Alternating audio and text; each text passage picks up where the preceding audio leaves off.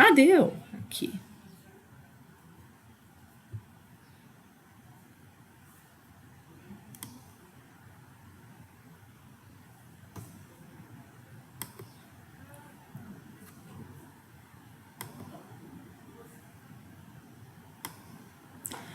Beleza? Então agora a gente vai unir os dois conteúdos da aula das duas aulas anteriores, que era a taxa de natalidade e a taxa de mortalidade. Então, os dois movimentos que a gente observou de redução da taxa de natalidade e redução da taxa de mortalidade vai conduzir ao que a gente chama, tanto em demografia quanto em geografia da população, conduzir ao que nós chamamos de envelhecimento populacional. Tá? Por envelhecimento populacional, não entendam somente o aumento da quantidade de idosos na população, mas a ideia é de que a composição etária da população ela tende a ficar mais velha. Se você tem uma composição, se você tem uma taxa de natalidade muito grande e uma taxa de mortalidade muito grande, significa que você tem muita criança, muito jovem, e essas pessoas não conseguem chegar à idade adulta. Se você tem uma composição de baixa natalidade com baixa mortalidade, significa que nasce pouca gente e elas conseguem chegar a idades mais avançadas. Então, você tem uma proporção de idosos, mas também de adultos bastante grande na população. Então, envelhecimento populacional não entendam somente como o aumento dos idosos, né? É um deslocamento aí da faixa etária predominante, tá? Eu adoro dar essa aula de todas as disciplinas que eu dou na UDESC. Essa é uma das minhas favoritas de longe, assim. Tem muita aula de clima que bate essa daqui, que eu adoro dar. Mas confesso que de vez em quando é um pouco difícil, né? Porque tem algumas verdades, assim, que é difícil da gente segurar. Principalmente eu que detesto falar de política, eu que a minha filosofia é político bom é político morto. Mas às vezes tem algumas verdades assim que são um pouco difíceis de segurar. Eu tento, mas enfim, um pouco complicado às vezes, tá? Mas vamos seguindo sempre em frente. Semestre passado, foi no semestre anterior, eu dei essa aula no mesmo dia que foi aprovada a reforma da Previdência. Pensa, né? Eu falei, cara, não quero ouvir falar sobre o bandido de estimação de vocês. Mas é sempre bem difícil, ainda mais com um tema tão atual. Vocês estão vendo os slides, crianças? Sim. Sim? Tá bom. Sim. Uhum. Não, professora, não tá vendo? Aqui. Oxi. Não. Peraí. Ô, desgraça de computador. Agora foi. Foi? Aí. Uhum. Tá, agora foi. Beleza. Então, como a gente estava falando nesse preâmbulo, né, qual é a origem do envelhecimento populacional? Ele é um movimento resultado da redução da mortalidade com a redução da natalidade. Ou seja, nascem menos pessoas e as que nascem conseguem chegar a idades mais avançadas. Então, se você fosse fazer a idade média de uma população, né, de um país onde nasce bastante gente e morre muita gente, seria de 15 anos. Essa idade vai aumentando. A maioria tem 20, a maioria tem 25. A maioria tem 30, ou então em média a galera tem 38, 40, isso vai subindo, tá? Então é uma tendência que a gente observa em países desenvolvidos e em desenvolvimento. Essa é uma tendência global, na verdade, tá? Porque aquilo que a gente estava vendo sobre a redução da natalidade e uma redução da mortalidade são tendências globais, né? Mesmo naqueles rincões do mundo, a gente já observa, tenuemente às vezes, mas a gente observa esse movimento. Tá? Então é uma tendência global, mas para os países desenvolvidos e em desenvolvimento, uma tendência muito mais forte na nossa cultura. Tá? O IBGE define como idoso a população acima de 65 anos completos. A partir do seu 65º aniversário, você é considerado idoso. Tá? Isso para todos os benefícios legais que você vai ter. Tem cidades que consideravam, né, como a partir dos 60 e tal. Quando a minha mãe foi fazer a carteirinha de idoso pro ônibus, era com 60 anos. Aí, quando eu mudei aqui pra Floripa, ela não tinha 65 ainda. E ela descobriu que aqui em Floripa era só com 65 que você tinha a gratuidade, né? Aí ela foi lá, toda faceira, mostrando o RG pro motorista, e o motorista falou pra ela, não, dona, só ano que vem. A senhora ainda não é com esse benefício aqui. Ah, mas em São Paulo eu sou. Falou, em São Paulo você é, mas aqui não é. Tá? Aqui era a partir dos 65. Mas para efeito legais do IBGE, idoso é acima dos 65 anos. Tá? Para o Brasil, o que a gente observa, para o mundo, o que a gente observa é que o ritmo de crescimento da população idosa de cada país, ele vai de 4 a 8 vezes mais rápido do que a população em geral. Ou seja, realmente está nascendo muito mais gente, essas pessoas estão passando mais tempo no planeta. Então, a título de comparação, eu coloquei aí as estatísticas do Brasil para 1960, 2010 e a projeção para 2050. Então, a gente tinha em 1960 um país com 70 milhões de habitantes, dos quais 3 milhões eram idosos. Para 2010, a gente tinha 200 milhões de habitantes, dos quais 21 milhões eram idosos. E para 2050, a projeção é que nós teremos 240 milhões de habitantes, dos quais 66 milhões serão idosos. Então vamos ver qual foi o movimento que a gente observou aqui. Em 1960, a gente tinha 70 milhões de habitantes, dos quais 3 milhões eram idosos. Quanto que vai dar isso? Não dá nem 5% da população. Perceberam que se fosse 10% seria 7 milhões, então 5% seria 3 milhões e meio. Então não dava 5% da nossa população como idosa em 1960. Aí para 2010, 200 milhões de habitantes e 21, dos quais 21 milhões eram idosos. Percebam aí que isso dá 10%, um pouquinho mais de 10% da nossa população era idosa. Ou seja, a gente sai de nem 5% para um pouco mais de 10% da nossa população. A gente chega em 2010 como idosa. E observa o quanto que multiplicou. Então, de 70 milhões para 200 milhões, a gente nem chegou a triplicar a população. Se fosse triplicar, seria 210. A gente nem chegou a triplicar a população de 1960 para 2010, mas a população idosa foi multiplicada por 7. Saímos de 3 para 21 milhões. Então, um ritmo bem acelerado de crescimento. Agora, observe o que a gente vai ter em 2050. Dos 240 milhões de habitantes, 66 milhões serão idosos. Isso vai dar, se fosse um quarto, seria 60 milhões, 25 mais 2,5, das 27,5%.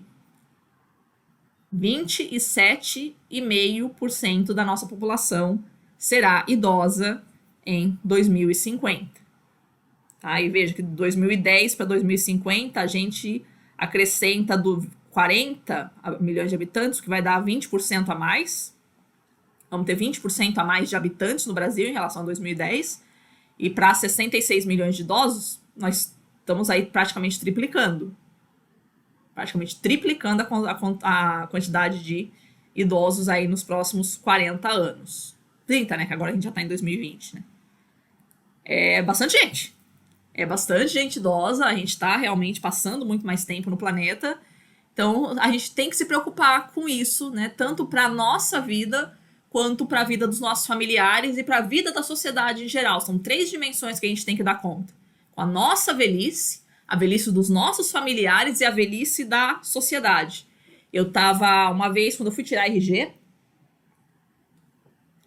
Foi quando eu fui tirar RG? Eu não lembro o que eu fui fazer, mas tinha que botar o polegar, assim. E aí eu tava reclamando que eu não tinha impressão digital. Ela falou, porque às vezes a profissão que você exerce e tal, você vai corroendo. A impressão é bem ruim pra mim quando eu vou fazer reconhecimento de digital. Aí eu falei, eu mexo com os produtos químicos de vez em quando. Ela falou, é por isso. É que vai corroendo a sua mão, vai corroendo a impressão. Aí ela foi mostrar a impressão de uma pessoa idosa. Falou, olha isso daqui. Como é que era horrível ali a impressão de uma pessoa idosa. Eu olhei e falei, gente, como é que vai ser um mundo que futuramente é tudo informatizado, é tudo com biometria, com as pessoas que vai ser todo mundo idoso, né? Uma quantidade incrível aí de população idosa, com essa impressão digital tão precária, que a gente vai perdendo isso ao longo da vida, né? Vai diminuindo. Ela falou, gente, eu não sei. Vai ser o inferno fazer biometria, o tipo de equipamento, o tipo de sensibilidade do equipamento que vai ter que ser para fazer biometria, conforme a gente vai envelhecendo, vai perdendo a impressão digital. Então, esse é o tipo de coisa que a gente tem que pensar, né? Enquanto sociedade, Que tipo de tecnologia a gente tem que ter para um grupo populacional que vai ser de maior faixa etária. Esse tipo de coisa a gente vai ter que pensar. Tá? Então, o que nos traz alguns problemas a questão do envelhecimento populacional? Primeiro que a velhice não é um fenômeno natural. Para todos os animais, assim, você dificilmente você vai observar em meio natural animais velhos. Não existe velhice na natureza. À medida em que um animal ele já vai perdendo as suas capacidades, seja cognitiva, seja motora, seja de força física, ele vai morrer. Porque ele fica mais vulnerável a ataque, ele fica mais vulnerável a doença, ele vai morrer. Então você não vê extensas camadas, você vê um ou outro e olha lá. Ainda mais, e muito mais uns animais mais superiores, mais em sociedade, assim como os primatas. Mas você não vê bicho velho aí pelo mato. Você vê muito cachorro velho em casa. Eu acho uma coisa interessante, né? A gente vê o envelhecimento não só das pessoas, mas a gente vê o envelhecimento dos animais também. Eu tive vários animais, alguns passarinhos, que morreram de velho mesmo. E é interessante você ver que ele realmente não aguentava mais, assim. Pelo cálculo já devia ter mais de 100 anos, se fosse o equivalente a um ser humano. Então, os animais de estimação, a gente está vendo o envelhecimento também. Acho bem legal isso. Então, isso é uma coisa que não existe na natureza, essa questão do envelhecimento. Não existe na natureza e não existiu ao longo da história humana. Sabe, você tinha um ou outro que era o ancião, que era o sábio da tribo, mas eram muito poucos, eram basicamente aquelas pessoas que tinham uma qualidade de vida muito boa para conseguir chegar em idades mais avançadas. O que não acontece mais agora. Percebem? O envelhecimento ele não é mais um privilégio da classe rica.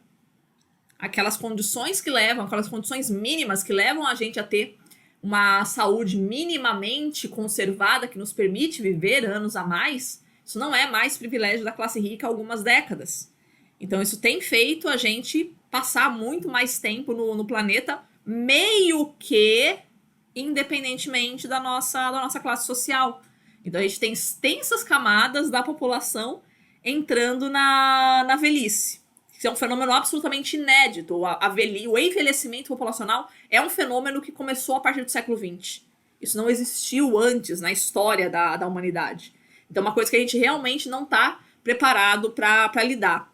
A imagem que a gente tinha do idoso até o final do século XIX, até o começo do século XX, é a imagem que a gente constrói do idoso hoje, né? São coisas completamente diferentes. A gente tinha aquela imagem do idoso como um sábio, como receptáculo de sabedoria, né? Era o grande guardião do conhecimento da humanidade. Não raro hoje você vê numa casa crianças que têm um domínio tecnológico, um domínio cognitivo, conceitual muito maior do que os seus avós, os seus bisavós, que às vezes compartilham a mesma casa. E aquilo que eu queria chegar também, o ponto de que a gente não está falando aqui somente de informação, que eu digo que tem 3 domínios dentro do intelecto humano: a informação, o conhecimento e a sabedoria. São coisas bem diferentes. Que a gente julgava até tempos atrás que, tudo bem, as crianças, os jovens, eles podiam ter até mais informação e mais conhecimento do que os idosos. Mas não tem mais sabedoria. Sabedoria é o saber distinguir o certo do errado, digamos assim. O que fazer, né, diante de impasses. Eu diria que até isso a gente já pode dizer que tem muito idoso por aí que já superou. Tá? Eu não digo mais, se é que algum dia eu disse, que a sabedoria aumenta com a idade. Tem muita coisa na minha vida, assim, que tá me fazendo crer que não. Não necessariamente, conforme a gente envelhece, a gente vai ficando mais sábio. Eu digo que às vezes até menos, né? Ok, abafa o caso. Então isso é uma coisa pra gente se preocupar, né? A imagem que a gente faz do idoso, a imagem que nós faremos de nós mesmos quando nós formos idosos. Eu lembro que uma vez eu estava fazendo uma entrevista de emprego, muitos anos atrás, isso, quando eu estava em São Paulo. Aí eu tava contando o que estava acontecendo lá para minhas colegas no dia de trabalho. Eu falo, aí Tava lá na entrevista dinâmica de grupo, levantou um senhor assim de uns 40 anos. Cara, as meninas ficaram loucas. Como assim um senhor de 40 anos? Onde assim, cara, porque pra mim, naquele momento, uma pessoa de 40 anos era um senhor, né? Tô aqui eu com os meus 39 me sentindo uma menina hoje. Então, o tipo de imagem que nós fazemos, né? Você enxergar uma pessoa de 40 anos, né, como uma pessoa já com uma pessoa madura, digamos assim, porque eu não vejo maturidade nenhuma em mim, né? Bem, bem essa. Então, não, né? Não, envelhecimento não é sinal de maturidade, envelhecimento não é sinal de sabedoria, nada. Então, esse tipo de perspectiva que a gente vai precisar mudar. Tá? Outras coisas importantes que a gente tem que pensar a respeito do envelhecimento, que é uma característica do ser humano, a falta de capacidade do planejamento para o futuro. O ser humano é imediatista. Ao longo da nossa história, a gente aprendeu a se preocupar somente em encher o bucho hoje, em estratégias de caça para hoje, estratégias de abrigo para hoje, e o clássico e o futuro a Deus pertence. Então, a gente tem essa característica imediatista. A gente está preocupado com o que vai acontecer amanhã, com o que vai acontecer no máximo no mês que vem, assim. O ser humano, ele não tem essa capacidade de planejamento a longo prazo, principalmente para décadas, assim, cara. Décadas. Não, o ser humano não planeja para décadas. O ser humano médio não planeja para décadas. Um jovem não se preocupa com a aposentadoria. Isso é um negócio longe, distante demais para ele. Ele fala, tem muita coisa a mais para eu me preocupar hoje, tá? Deixa eu pegar um negócio aqui na minha estante que eu acho que é interessante pra gente pensar. Deixa eu ver se tá aqui.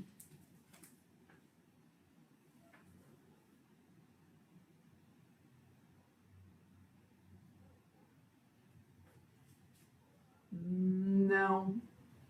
Eu acho que eu emprestei esse livro. Esse livro. Mas eu falo aqui pra vocês a respeito dele. É uma youtuber que ela apresentou um programa na Band no final do ano passado e começo desse, a Natália Arcuri. O livro chama Me Poupe, que é o nome do canal dela. E foi o nome do reality show que ela apresentou também com endividados. Cara, essa mulher mudou a minha vida umas 10 vezes, assim. Sério. Tá? Então, recomendo aqui que vocês façam ou procurem o livro, ou então procurem o canal dela, porque é uma coisa interessante pra gente pensar sobre essa capacidade humana de planejamento com o futuro, esse senso imediatista que o ser humano tem, tá? E é uma coisa que ela sempre frisa nos vídeos, é uma coisa que eu sempre friso nas minhas aulas, tá? Não interessa quem é o seu excremento de estimação. Se você, neste país, tem menos de 40 anos, você não terá aposentadoria. Desculpa que eu esqueci antes de falar que vocês tinham que tirar as crianças da sala para ouvir isso. Mas fato. Não interessa. Esquece a aposentadoria se você tem menos de 40 anos no Brasil. Porque até chegar o momento de você se aposentar, o sistema previdenciário público não existirá mais. Não é que ele não existirá mais nesses moldes. Ele não existirá mais. Tá? Então é uma coisa que a gente realmente tem que começar a contemplar da nossa juventude, é essa possibilidade da velhice. A gente tem, sim, que começar a se preocupar com a aposentadoria, em fazer uma reserva de dinheiro para nossa aposentadoria e, principalmente, mais importante do que dinheiro, a reserva de saúde física e mental. Que é uma coisa que a galera realmente não esquece. Porque, na boa, dinheiro se arranja. Saúde física e mental é um negócio um pouco mais complicado de se arranjar. E, então, é uma coisa que a gente não se programa mesmo. A gente não tem essa noção da velhice batendo a nossa porta. E aí, sempre que eu falo isso, a galera me responde, eu não vou me preocupar com o futuro, porque e se eu morrer amanhã? Sempre é essa a resposta. E se eu morrer amanhã? Pra que eu vou ficar deixando de curtir a vida, pensando na minha velhice? E aí eu pulo para aquela nossa primeira aula de astronomia, que eu falei sobre o David Hume, tá? Aquela hipótese de que o Sol não vai nascer amanhã. Existe a hipótese de que o Sol não vai nascer amanhã, mas ninguém nesse mundo trabalha com a hipótese de que o Sol não vai nascer amanhã. Então a gente acha absurdo que uma pessoa trabalhe pensando e se o Sol não nascer amanhã, tá? A hipótese de que você vai morrer amanhã, e por isso você não deve cuidar da sua saúde financeira, física e mental, é tão absurda quanto a hipótese de que o Sol não vai nascer amanhã. Tá? Porque as estatísticas mostram que você, que é um brasileiro de classe média, tem, sim, uma probabilidade altíssima de chegar aos 80, 90 anos. Ou seja, a maior parte da sua vida não será na juventude, a maior parte da sua vida será gasta na maturidade e na velhice. Então, sim, você tem, sim, que se programar para uma vida longa, porque você terá, sim, uma vida longa. É altíssima a probabilidade de que você terá uma vida longa. Então, algumas coisas têm que ser programadas desde já, tá? Ok? Aqui eu trago para vocês a pirâmide etária do Brasil para o censo de 2010. Então, aqui por faixas etárias. Então, como é que a gente lê a pirâmide etária? Aqui na base, a gente tem população de 0 a 4 anos, menino veste azul e menina veste rosa. Então, a gente tem aí os homens, né, e as mulheres divididos aí. Percebam que, conforme você vai subindo, né, para faixas etárias mais elevadas, a gente tem uma proporção, aquilo que a gente já tinha comentado, de muito mais mulheres do que homens. Aqui na faixa do 0 a 4 anos, observa, a gente tem 3,7% de homens e 3,6% de mulheres. De 5 a 9 anos, 4% de homens e 3,9% de mulheres. Então, efetivamente, nasce mais homens, né? Aí, mas a partir daí, quer ver? A partir dos 15 a 19 já começa a diminuir, ó. A gente já vai ter proporcionalmente mais mulheres do que homens, tá? Então, até os 15 anos, a gente tem mais homens do que mulher no Brasil. A partir daí, né, os homens já começam a morrer, aquilo que a gente já tinha visto nas aulas anteriores. Então, o que a nossa pirâmide etária vai atestando? Ela já não é mais propriamente uma pirâmide, porque uma pirâmide significa um triângulo, né? Tem um vértice ali em cima e a base é um negócio maior do que o vértice. Não é o que a gente está observando mais. A gente observa que a parte da base da pirâmide, ela vai estreitando, o que está denunciando aí a redução das taxas de natalidade. E se a gente fosse comparar com os censos anteriores, a gente veria que claramente, além desse estreitamento da base, a gente tem um alargamento do corpo e do topo da pirâmide, atestando aí uma maior proporção de adultos e de idosos dentro da nossa população. Então, esse é o atestado claro aí desse processo que nós denominamos de envelhecimento populacional. Tá? Aqui para o estado de Santa Catarina, tá? A gente observa que, comparando com o Brasil, o estado de Santa Catarina tem um estreitamento da base mais acentuado, tá? Das faixas também de 5 em 5 anos, então já há uns 20 anos, pelo menos, a gente nota esse estreitamento da base, tá? Que é o estado mais desenvolvido do país, então ele vai ter essas características bem puxando mesmo como se fosse um movimento europeu de população. Então, uma base já estreitando bastante, atestando aí essa redução bem forte das taxas de natalidade. E um corpo bem mais alongado, um topo também bem mais alongado, mais inchado, denunciando aí uma composição bastante forte de adultos e de idosos na nossa população.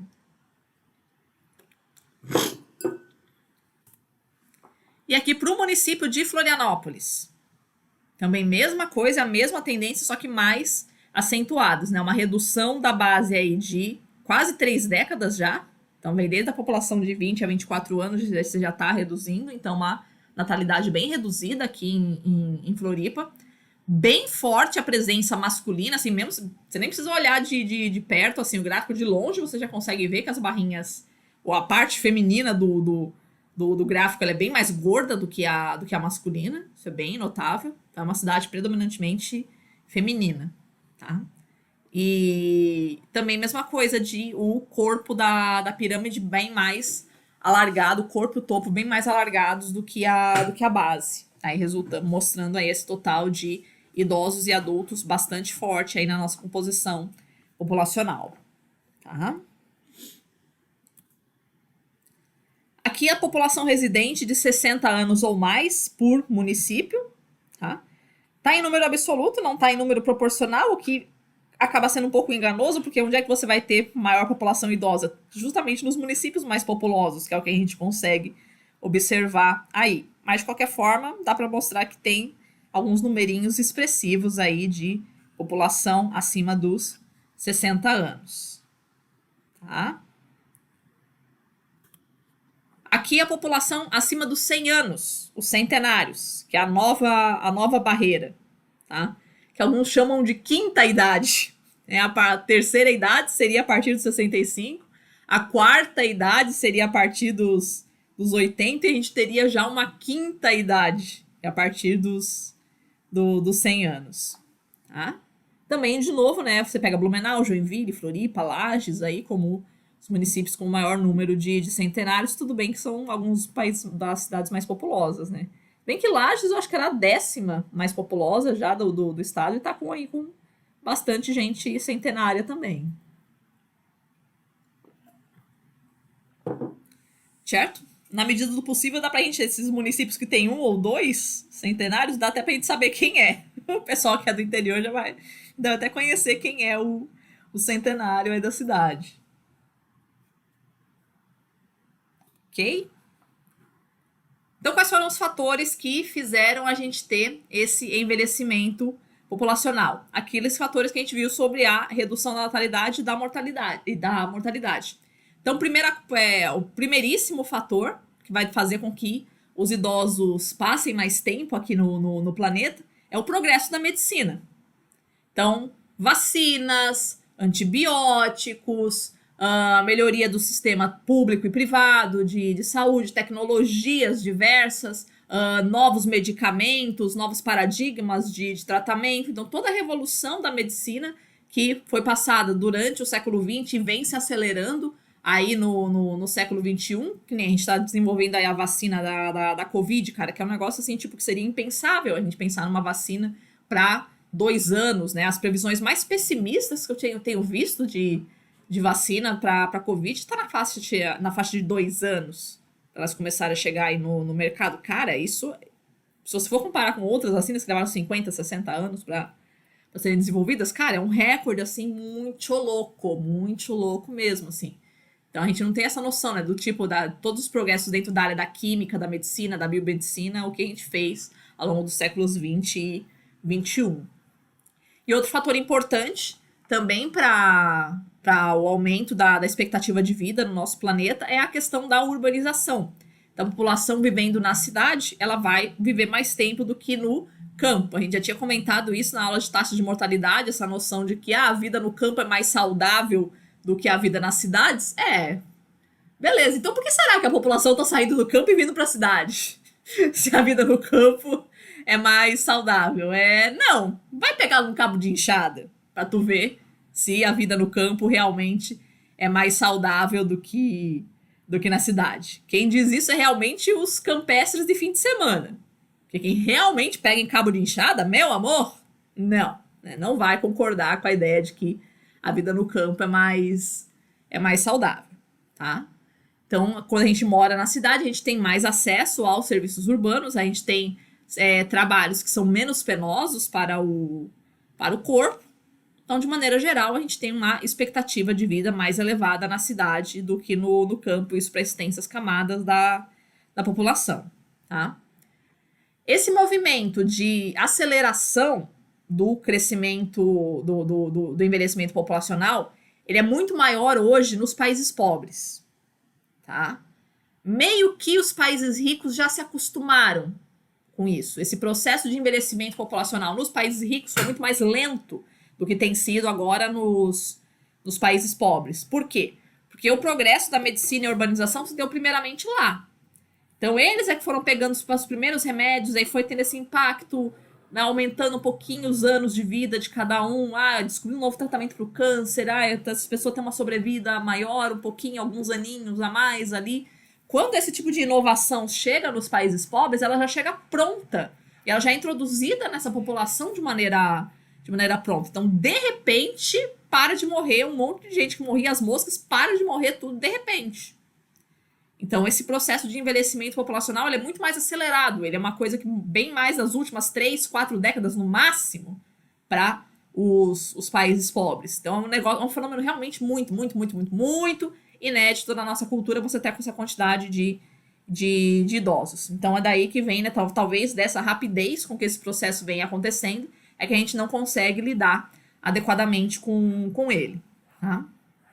Então, o que a gente vai ver hoje, né, quais são as implicações. Eu dividi a aula em 3 tópicos, né, a parte econômica, a parte social e a parte cultural do envelhecimento populacional.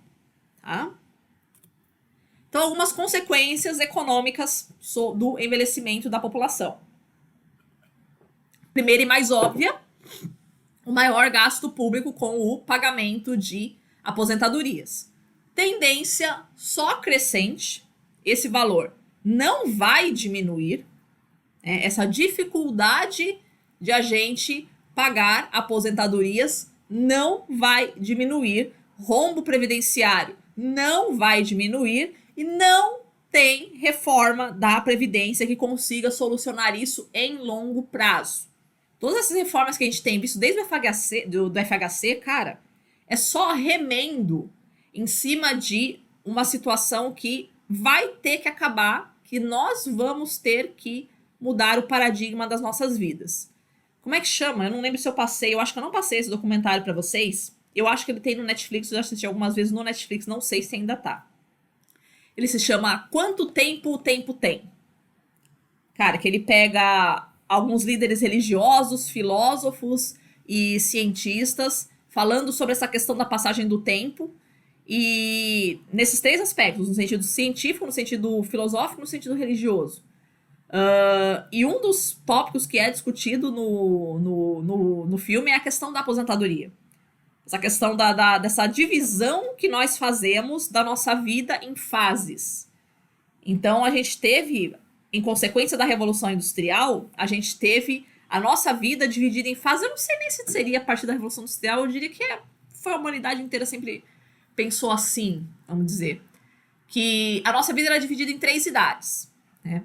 A infância, a idade adulta e a velhice. A infância, a juventude, é a época em que você está aprendendo, é a época em que você está estudando. A idade adulta é a época em que você está trabalhando, ganhando dinheiro, produzindo. E a velhice é a fase que você vai curtir e vai descansar. E muita gente, né, tem essa ânsia de aposentadoria para poder descansar, para poder viajar, para poder curtir, finalmente curtir a vida. E aí começa a vir toda essa coisa das reformas da aposentadoria e tal, que, via de regra, vão só jogando mais para frente a idade de se aposentar. Vai se aposentar agora com 50, com 55, com 60, com 65, com 70. E vai só aumentando. Essa idade mínima para aposentadoria, não tenhamos ilusões, ela só vai aumentar. Por isso que eu tô dizendo, se você tem menos de 40 anos nesse país, a sua aposentadoria é uma ilusão. Esquece isso, você não vai se aposentar. Tanto porque a idade necessária para aposentadoria vai chegar num ponto tão alto que a gente não vai conseguir, que extensas camadas da população não vão conseguir alcançar. E segundo, porque a gente vai ter um sistema absolutamente quebrado, que olhe lá vai conseguir pagar salário mínimo, que obviamente não é suficiente pra gente se manter. Então, a aposentadoria vai ser uma coisa que vai depender da gente, tá? Não interessa qual é o seu bandido de estimação. Ninguém tem solução para isso. Então, uma coisa que eles falam ali no documentário é que a gente tem que mudar, não vou nem entrar na parte de que a gente já estava falando de questão de saúde financeira, física e mental, mas mudar essa perspectiva de vida que nós temos. De você ter a vida dividida em fases. Tem uma fase que eu vou estudar, tem uma fase que eu vou trabalhar e uma fase que eu vou curtir. Esquece. Isso também tem que ser mudado, porque senão a gente vai ficar remoendo isso do tipo, eu nunca vou chegar na fase de curtir, então, nunca. Trago verdades. Então a gente tem que mudar esse nosso paradigma de vida. Eu não sei se vocês já perceberam que uma coisa parece que a gente já aceitou. De que a gente vai ter que estudar a vida inteira. Então a gente tinha aquela noção de que eu vou fazer a faculdade e deu. Né? Nunca mais eu vou pegar num livro, vou começar a trabalhar, nunca mais eu vou pegar num livro. Que foi o que os nossos pais, os nossos avós fizeram. E olha lá, né? Que no meu caso, eu sou na minha família, eu sou a primeira. Eu tenho mais de 100 primos. Eu sou a primeira pessoa que teve doutorado. Na minha família. De todos os meus tios, primos, tudo. Né? E nem 10% da minha família teve faculdade. Então a gente tem essa noção, a gente tinha essa noção de que eu vou pegar o meu diploma e nunca mais eu vou estudar. Que foi o paradigma da minha família, dos que conseguiram fazer uma faculdade. Esquece isso. A gente vai ter que estudar a vida inteira. Isso a gente já aceitou. Isso o jovem moderno já aceitou, que ele vai ter que estudar a vida inteira. Então tem outras coisas que a gente vai ter que aceitar também. Que é essa questão de jogar sempre pra frente a idade da aposentadoria. Tem uma outra coisa que a gente vai ter que aceitar também, é que a gente vai ter que trabalhar a vida inteira. Sim, senhor. Não vai chegar essa época em que você vai parar de trabalhar pra desfrutar da vida. Não vai chegar mais. Outros tempos. Esse negócio de fases da vida é coisa da Revolução Industrial. Acabou. Esquece. Não vai ter mais essa vida dividida nessas fases. Então você já entendeu que você vai ter que trabalhar a vida inteira. Você já entendeu que você vai ter que estudar a vida inteira. Então, por favor, entenda que você vai ter que trabalhar a vida inteira. Sim. Professora, então que hora que eu vou curtir? Ué, que tal a vida inteira? Que tal aprender a encontrar prazer em todos os momentos da vida? E não ficar jogando o prazer, o desfrute sempre para o futuro. Que esse é um erro terrível do ser humano também. Que tal se a gente aprendesse o que é hora de trabalhar, o que é hora de estudar, o que é hora de curtir? Que tal se a gente deixasse de ser máquinas de produzir e aprender a curtir um pouco mais a vida também? Enquanto você está com saúde, enquanto você está bem. Não ficar jogando para um futuro que você vai estar decrépito e não vai mais conseguir aproveitar nada. Então, esse é um novo paradigma de vida que a gente vai ter que adotar. Estudar a vida inteira, trabalhar a vida inteira e curtir a vida inteira. Tá? Curtindo a vida doidado. Tá? Esse vai ser o nosso novo paradigma. Vai ter que ser assim. Né? Não vai poder pensar numa época em que a gente vai parar para descansar. Isso já era, acabou, não tem mais. Tá? Em termos de... Retomando, então... Em termos de maior gasto público com o pagamento das aposentadorias, é um caso bastante preocupante o caso do Brasil, por exemplo. O erro que a gente colocou aí, que em países de baixa natalidade e ou desemprego elevado, que é o caso do Brasil, para os dois. Que você tem um país onde, acho que é pelo menos 40% da população brasileira está na informalidade, portanto, não recolhe a contribuição previdenciária. Então, não está pagando a previdência dos mais idosos agora. Então, esse é um dos motivos de por que a gente não tem dinheiro para pagar a aposentadoria. Então, não bastasse a gente ter o processo de envelhecimento populacional, a gente tem também um padrão econômico muito ruim, que deixa extensas camadas da população na precariedade de trabalho, na informalidade, na precariedade. Então, quando essas populações não têm como contribuir, elas não vão, não ajudam o sistema previdenciário. Então, esse rombo, ele tende só a se agravar. Enquanto você não formaliza essas extensas camadas da população, essa tendência de déficit previdenciário vai ser só crescente. Tá? Então, essa é a tendência que a gente vai ter, né, das sucessivas reformas do sistema previdenciário enquanto ele existir, é sempre o aumento da idade e do tempo mínimo de serviços necessários para você atingir a aposentadoria. E isso vai ser sempre crescente, não tenhamos ilusões. Tá? Outra coisa que isso gera, outro problema que isso gera também, uma dificuldade no aumento do salário mínimo. Tá? Por quê? Porque a maior parte em número absoluto das aposentadorias, não do valor pago, mas em número absoluto das aposentadorias no Brasil, é pago por salário mínimo. Então, o que a vovó recebe é um salário mínimo. E qual é o índice que a gente utiliza para reajustar o salário mínimo?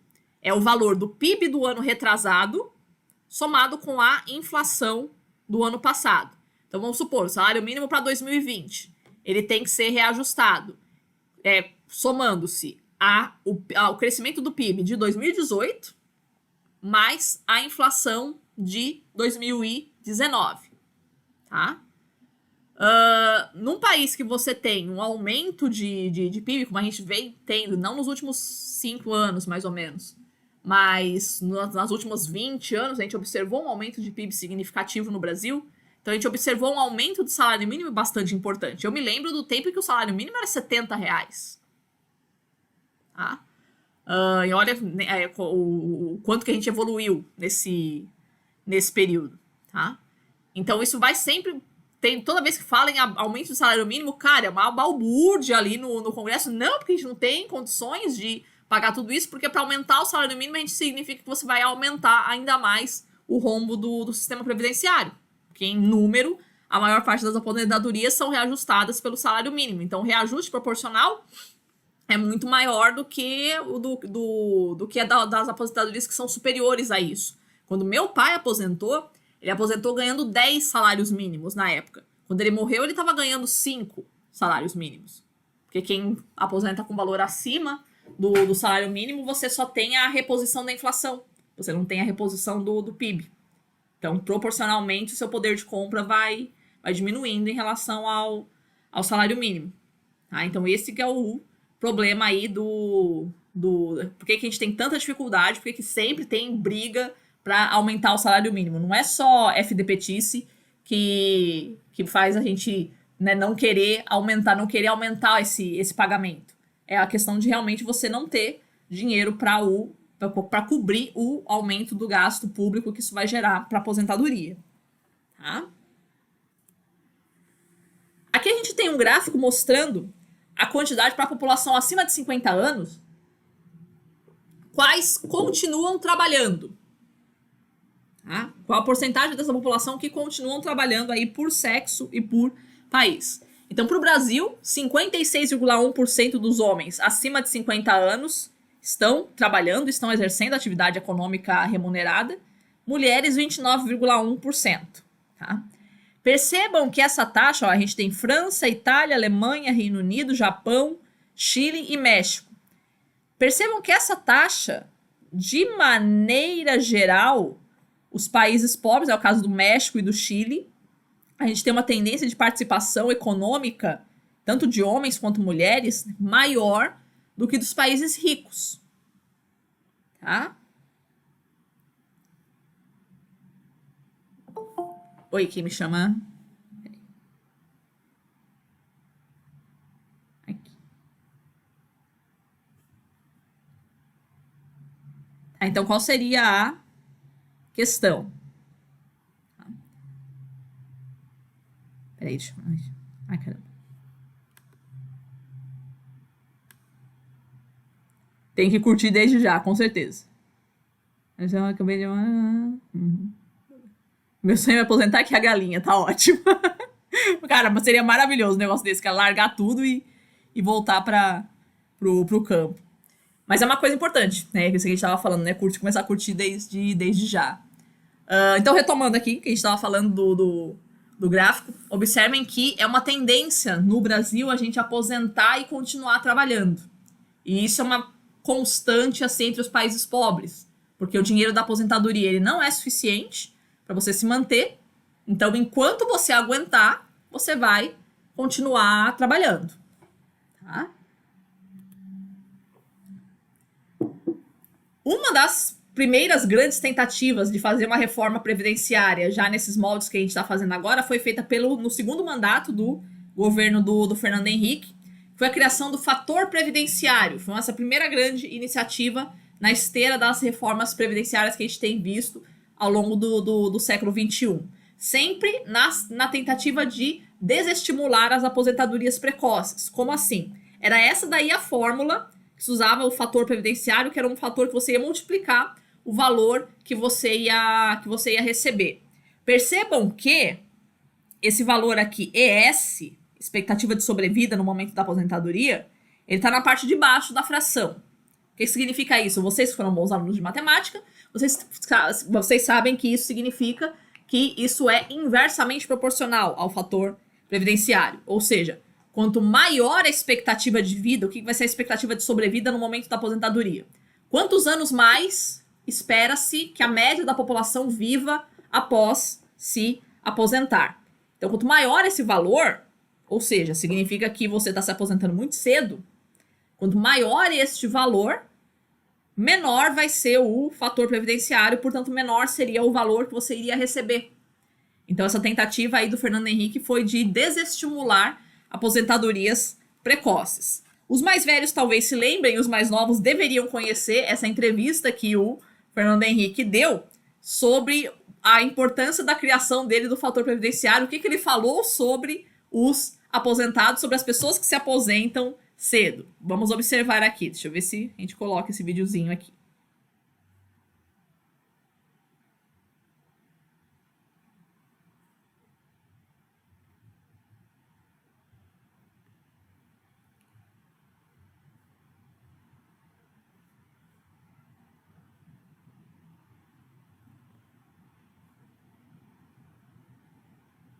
Vamos, meu filho.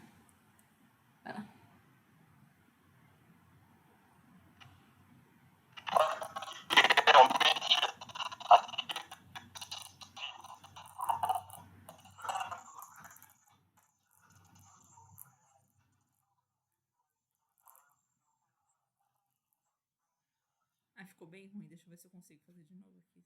Talvez eu tirar da tela inteira. Vamos ver.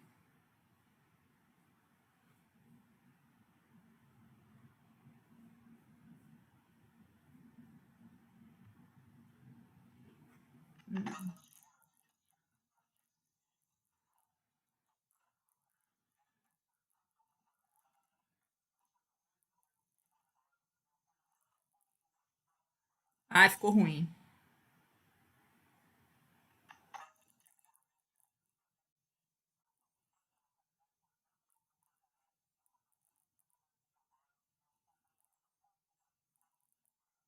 Ficou bem ruim a transmissão. Ai, que raiva.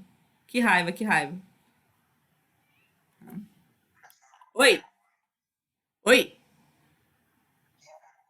Que vergonha. Nossa, é lindo, cara. Lindo. Não se aposentem com menos de 50 anos. Depois vocês olham o vídeo direitinho com calma, mas a ideia é não se aposentem com menos de 50 anos, não sejam vagabundos num país de pobres e miseráveis. Foi isso que foi dito. Eu lembro que na época, quando foi as eleições aí Foi eleição para prefeito, que eu acho que teve nesse ano depois, que o PSTU fez uma propaganda, hoje seria considerado meme, assim, que eles fizeram a propaganda partidária, colocando assim, tipo, clipe tortura, essa fala do Fernando Henrique. Não sejam vagabundos, abundos no país de pobres e miseráveis. Cara, sensacional, sensacional. Até hoje repercute isso dele ter chamado os aposentados de vagabundos. Professora, Oi. duas coisas. Mas não, primeiro que nós temos quase a mesma atividade. Uhum. Segundo, que eu primeiro. Eita. Uhum.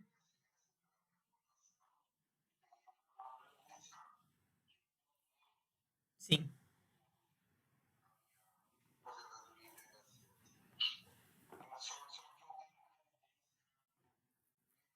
Uhum.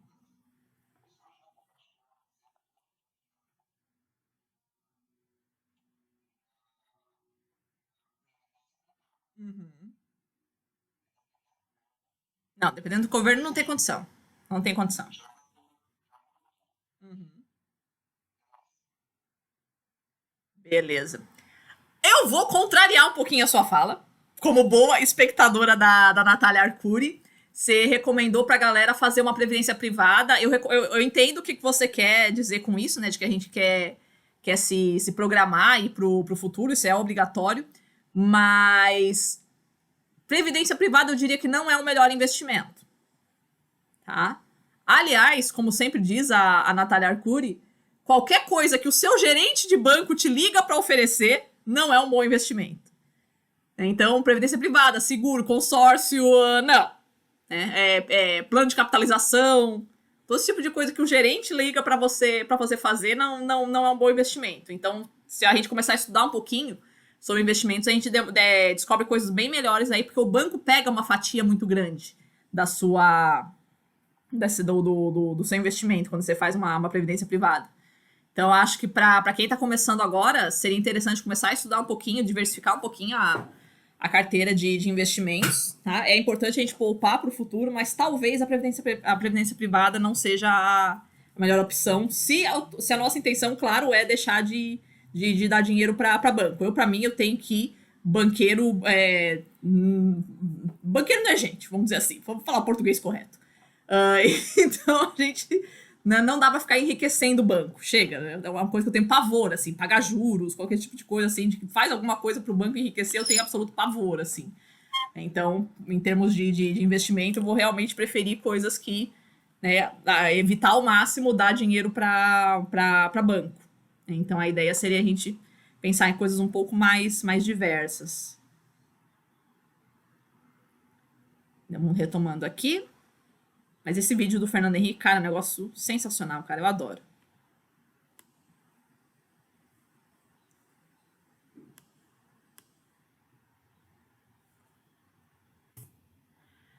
Para os homens, aqui, a idade em que acontecem alguns eventos na nossa vida. Então, o ingresso na atividade econômica. Então, a barrinha vermelha para 1982, barrinha laranja para 2012. Vamos lá no que nos interessa aqui, né? Então, ingressa na atividade econômica. Pouquinho antes dos 20 anos, os homens, veja que aumentou um pouquinho, então a gente está ingressando um pouquinho mais tarde na atividade econômica para os homens, isso deve denunciar aí maior tendência a ficar mais anos de estudo, né? Idade para se aposentar, praticamente inalterada para os homens, né? Deve ter ganhado aí ficar um ano a menos, né? O homem está se aposentando, tipo, deve ser isso aí, um ano mais cedo. Se aposentava antes aos 61, agora está aos 60.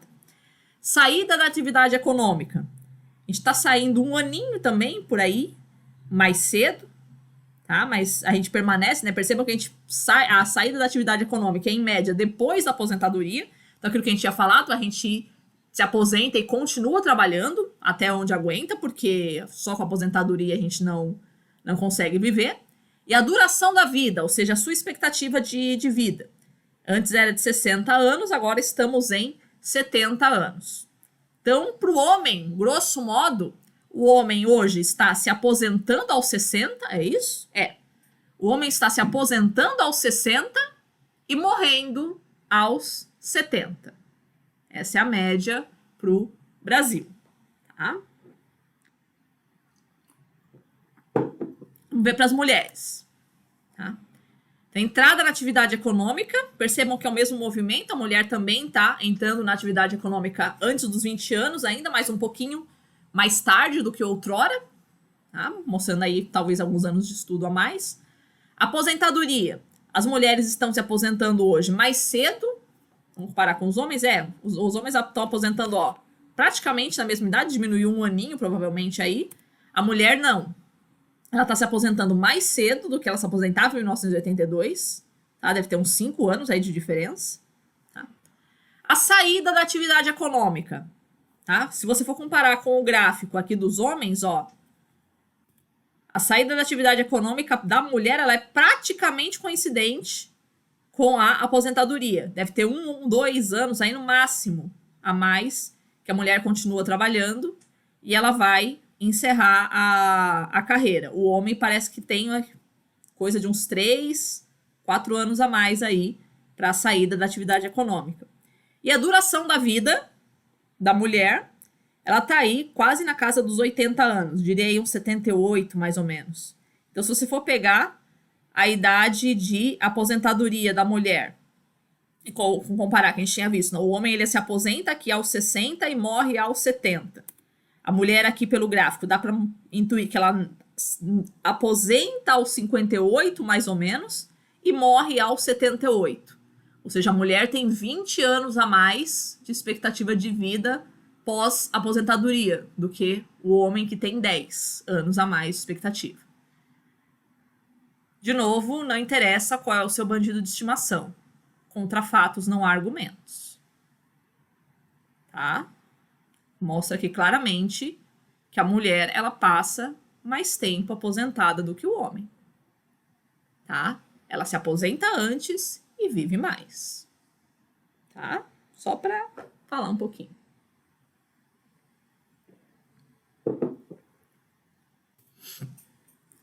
Então, qual é a tendência que a gente tem, economicamente falando, para quem deseja se planejar para aposentadoria? É essa procura por planos de previdência privada, porque a gente sabe que depender da aposentadoria do governo, esquece, e investimentos um pouco mais rentáveis de longo prazo.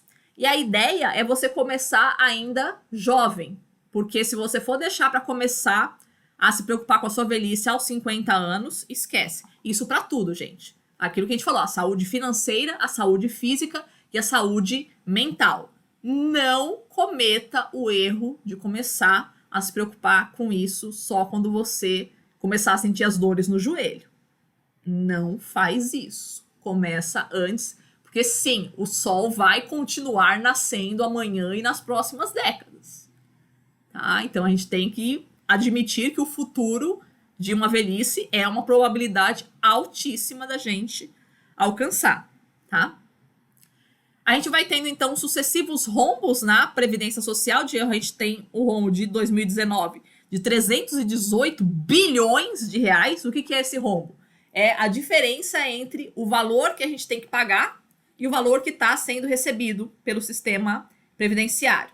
Tá? A diferença entre o valor de saída e o valor de entrada. Eu lembro que uns anos atrás, foi 2015, quando eu dei essa aula, eu vou sempre atualizando esse valor aí pros anos. Eu coloquei ali o valor do déficit previdenciário, falei, mano, acho que era 50 bilhões naquela época.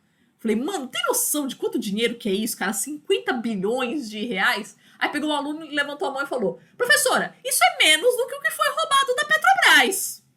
Então, tipo, nem é tanto dinheiro assim, né? A gente consegue... Com corrupção se desvia muito mais no Brasil. Agora, eu acho que já ganhamos, né? Do que eu me lembro, acho que falava que os escândalos aí de roubo da Petrobras acho que estava na casa de 200 bilhões de reais roubados. Então, o nosso rombo previdenciário para 2019 já bateu. Já não vale mais essa piada desse meu aluno, né? Já batemos o que foi roubado da Petrobras. Então, não tem como. Pode falar que tem a DRU, né? Que é a desvinculação das receitas da União, em que parte do dinheiro da Previdência vai para outros setores em vez de ser utilizado para pagamentos das aposentadorias. Ok, isso existe, mas não é isso o que explica esse rombo. O que explica esse rombo é basicamente isso. Alta taxa de aposentadorias para pagar, associada a uma baixa arrecadação de aposentadoria, porque a gente tem extensas camadas da nossa população na informalidade. Então, esses dois fatores, né, muita gente aposentada e baixo rendimento econômico, é uma equação que não fecha. Não vai fechar. Tá? Outras coisas que isso vai se reverter também é que isso não tem reflexos, o envelhecimento da população não tem reflexo somente sobre os idosos. Vai ter reflexo para a população em geral. A gente sabe, por exemplo, que a gratuidade que os idosos têm para a tarifa de ônibus não é uma gratuidade. Tá? Ela é paga por outras pessoas. Ela é paga por quem? Ela é paga pelos pagantes. A gratuidade do idoso, a meia do estudante. Isso aí não tá saindo não é bônus que a empresa de ônibus dá para você. Alguém tá pagando. Quem é que tá pagando? Os outros pagantes, a população adulta trabalhadora. Então isso gera, por exemplo, né, conforme você vai tendo o envelhecimento da população, isso vai gerando, por exemplo, uma pressão sobre a tarifa de ônibus, que quem é que tá pagando é o adulto. Tá?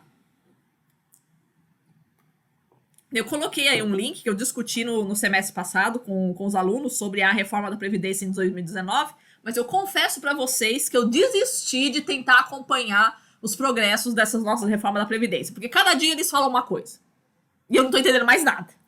Então eu desisti, eu falei, cara, eu não vou me aposentar mesmo, então não tem que me ficar preocupando com isso, eu não consigo mais acompanhar qual que são os desdobramentos, com que idade eu vou poder aposentar, quanto tempo eu vou ter que trabalhar, já desisti. Esquece, não vai ter. né? E cada dia fala alguma coisa, então desencana. Já parei. Vou ficar devendo essa pra vocês, porque não tá dando pra acompanhar. Nem as notícias de pandemia a gente tá conseguindo acompanhar, sabendo quais são as recomendações pra agora, ainda mais, né, de reforma da Previdência. Enfim. Então, com isso, a gente chega na importância da educação financeira desde a juventude. Eu ouvi dizer já algumas vezes que educação financeira vai passar a ser uma das coisas que a gente chama de temas transversais. Tem escola que está querendo colocar como disciplina escolar a educação financeira, e a maioria está indo para o paradigma de que vai ser um dos temas transversais, assim como o meio ambiente, sexualidade e tal, um desses temas que tem que estar presente em todas as disciplinas como uma maneira da gente saber lidar com o dinheiro, tá? Saber como não se endividar, de saber fazer um bom uso do dinheiro, de saber investir, de saber pensar em longo prazo. Isso tem que ser uma coisa discutida nas escolas, que é uma coisa que não é feita, né? A gente aprende matemática financeira, alguma coisa. A gente aprende taxa de juros, alguma coisa assim, mas isso é diferente de educação financeira.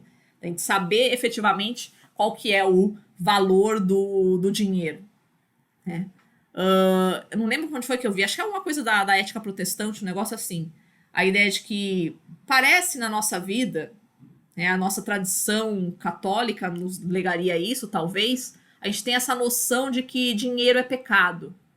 De pensar em dinheiro é pecado, de pensar em enriquecer é pecado, de ficar planejando, de não gastar, de ser sovina, isso é pecado, isso é avareza e tal.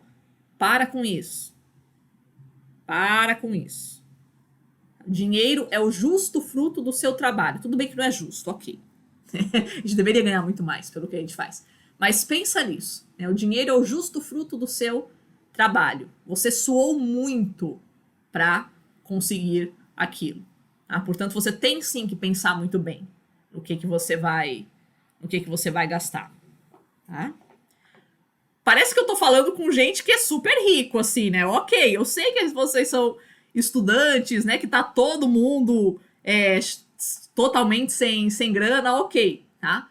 Mas quando a gente tem dinheiro, sabe muito bem com o que a gente gasta, né? Cada um bota a mão na consciência, que é fácil a gente pensar em economizar quando a gente tá sem dinheiro. Quando a gente tá com dinheiro, a gente não pensa em economizar e cada um sabe muito bem com o que tá gastando. Então é uma coisa pra gente pensar.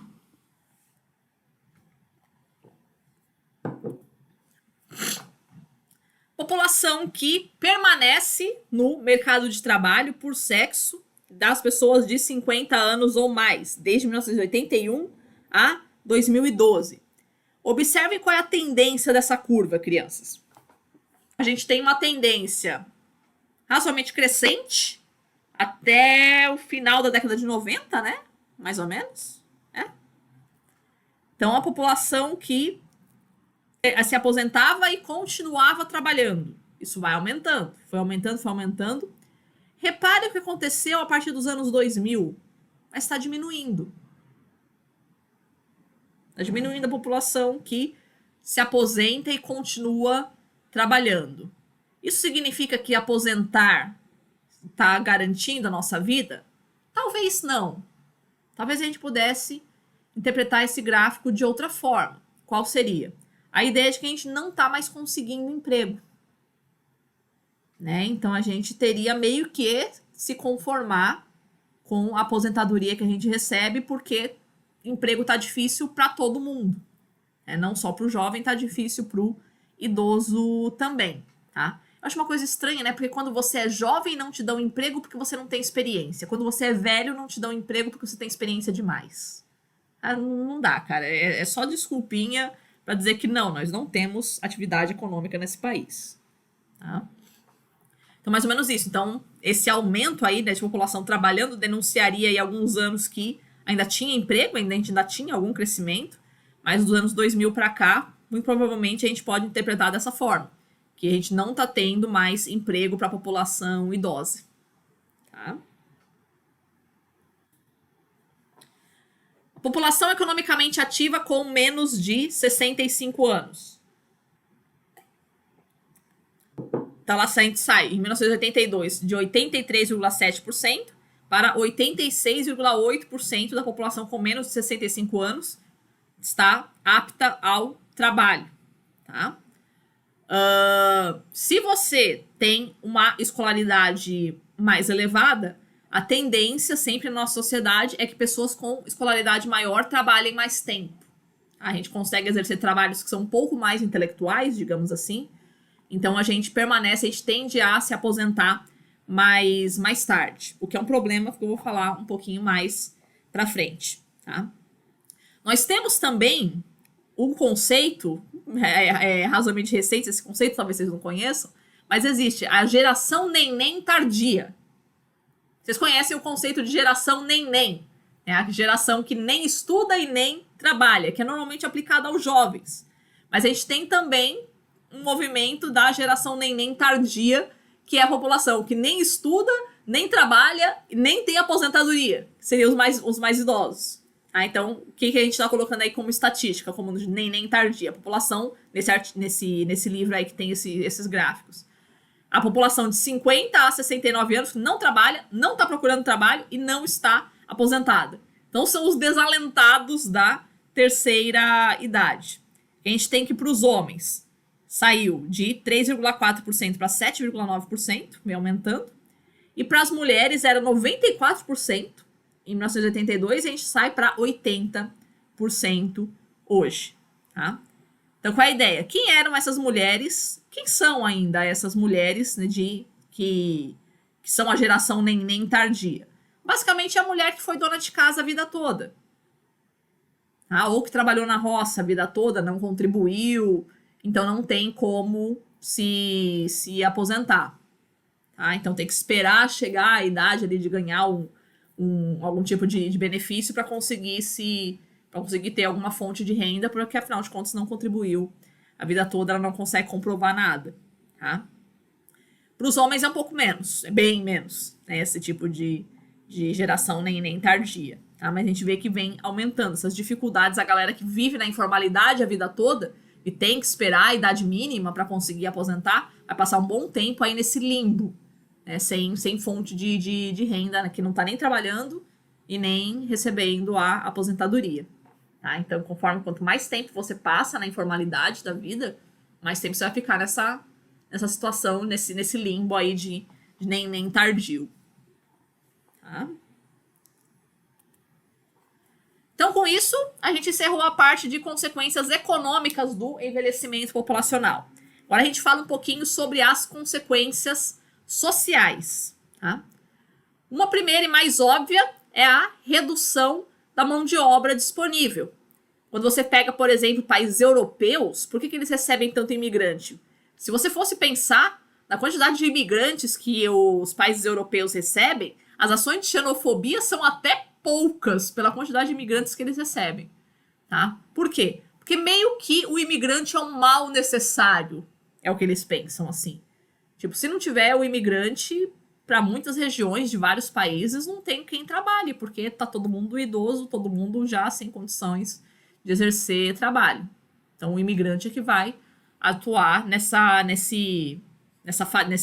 fatia aí do mercado de trabalho que a população local não consegue abarcar.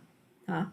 Então, esse é um fato bem óbvio que a gente observa, uma redução da capacidade disponível e a redução da capacidade laboral também. Porque conforme você vai envelhecendo, você vai perdendo algumas das suas capacidades funcionais. Tá? Daí a importância, que a gente já estava sempre falando, né? A importância de você planejar a sua saúde física e mental desde cedo.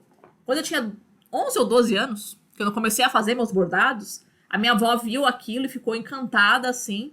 E ela falou, nossa, como eu queria ter aprendido a bordar, mas eu me casei cedo e logo já comecei a criar filhos, então eu não aprendi a fazer nada. Então eu vejo algumas das minhas filhas aprenderam tricô, bordado e tal, mas eu não consegui aprender alguma coisa. Né? E me ressinto muito disso. Não falar com essas palavras, mas era essa a ideia. Né? Eu me ressinto muito disso, né? De não ter um lazer agora na minha velhice. Mas você não tem essa desculpa. Falou pra mim e pra minha irmã. Você não tem essa desculpa. Vocês são novas ainda, vocês têm como aprender, então invistam nisso para vocês terem alguma coisa para vocês fazerem quando vocês forem velhas. Cara, eu entronizei isso muito, assim, cara. Um dos motivos de eu gostar tanto da costura, da saboaria, do bordado, de todo tipo de atividade, assim, é isso, né? De você ter alguma coisa para fazer quando você for mais velha. Quando você aposentar e você não ter uma capacidade laboral reduzida, você ter alguma coisa para ocupar a mente. Cara, isso é importante demais. Ficar só assistindo televisão não tem condição.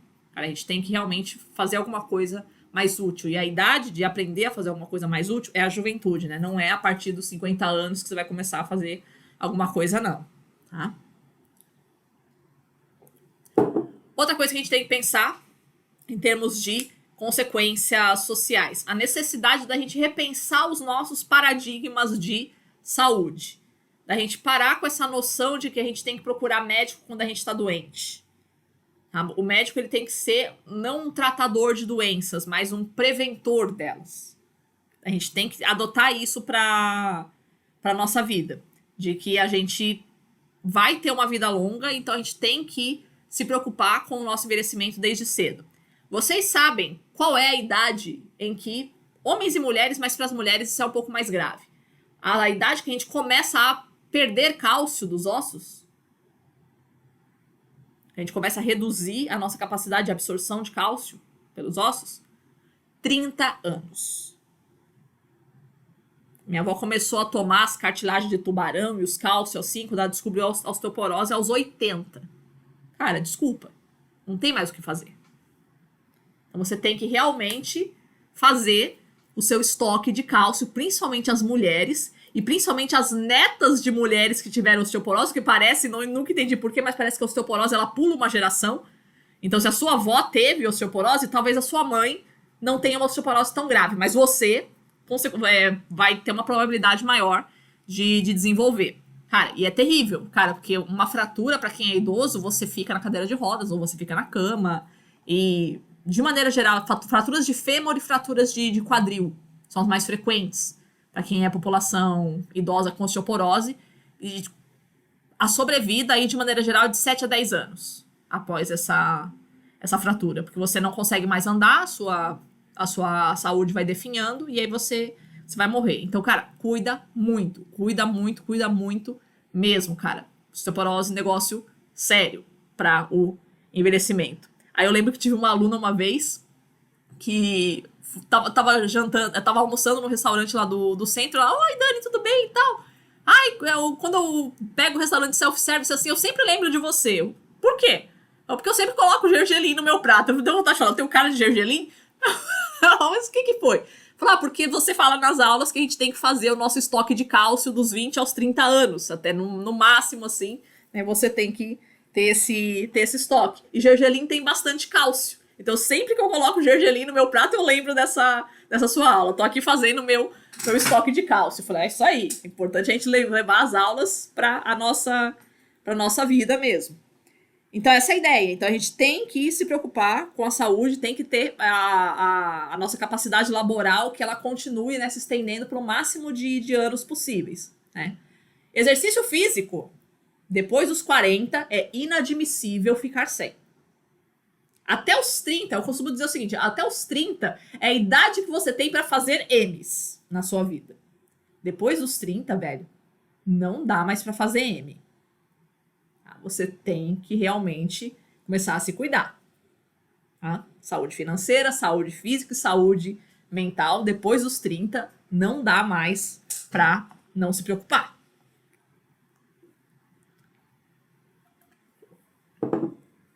Certo? Necessidade da adequação da infraestrutura urbana à população envelhecida. Parece umas coisas estranhas assim, mas às vezes você observa que as nossas cidades elas não são muito bem adaptadas a uma população idosa. Basta você pensar nas calçadas esburacadas, por exemplo, semáforo de pedestre que demora pouco tempo. Então isso tudo tem que ser repensado. Tem semáforo aí que você olha, cara, ele vira muito rápido o semáforo de pedestre, não tem como um idoso atravessar um negócio desse. Escada rolante, algumas escadas rolantes de metrô em São Paulo, cara, é insano pra um idoso pegar. Não tem como. São muito rápidas, muito rápidas.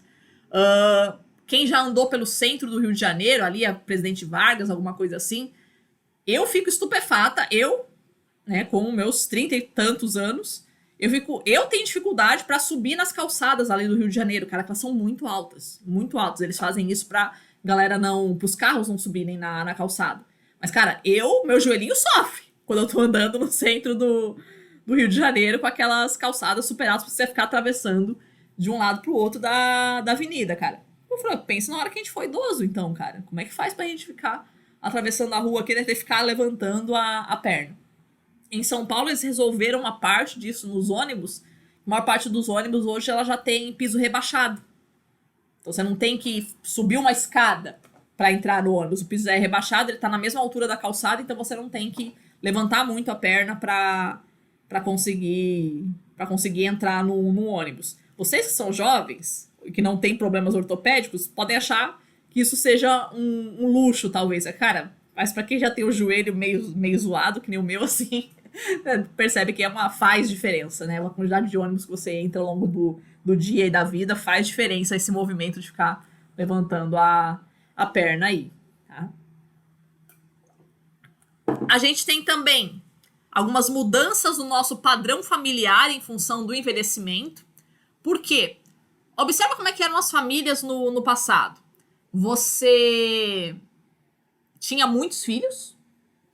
Os filhos, logo que chegavam à idade adulta, saíam de casa.